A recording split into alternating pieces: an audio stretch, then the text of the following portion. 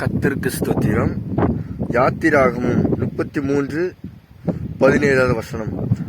அப்பொழுது கர்த்தர் மோசேயை நோக்கி, நீ சொன்ன இந்த வார்த்தையின்படியே செய்வேன் என்று சொன்னார். அன்பான தேவ பிள்ளைகளே, இன்னைக்கு ஆண்டவர் உங்களை குறித்த ஒரு காரியம் சொல்றாரு. நீ என்கிட்ட சொல்லிட்டல்ல, நீ என்கிட்ட சொன்ன காரியத்தை உன் கண் முன்னே நான் நிறைவேற்றுவேன்.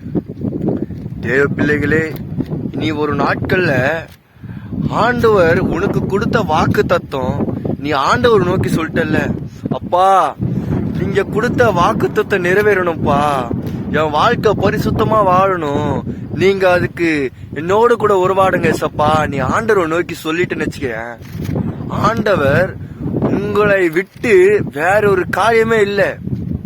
நீ அப்பா கிட்ட கேட்கும் போது அப்பா வாங்கி கொடுக்காம இருப்பாரா?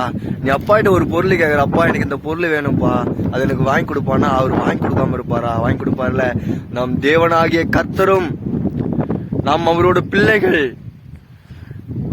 நமக்கு கொடுத்த வாக்கு தத்துவம் அவர்கிட்ட கேட்கும் போது நிச்சயமாய் அவர் நிறைவேற்றுவார். எத்தனை பேர் நம்புறீங்க? இனி வரும் நாட்கள்ல ஆண்டவர் துதிங்க, ஆனா உங்க தேவைக்காக துதிக்காதீங்க. உங்க தேவைக்காக எப்பொழுதும் ஆண்டவர் நோக்கி துதிக்காதீங்க. நீங்க எப்பொழுதும் ஆண்டவர் தான் உங்க தேவை சொல்லி துதிங்க. ஆண்டவர் உங்க வாழ்க்கை நிச்சயமா மாற்றுவாரு. ஓகேவா?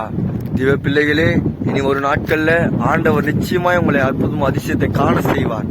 கர்த்தர் நாமம் மகிமைப்படுவதாக. ஆமென்.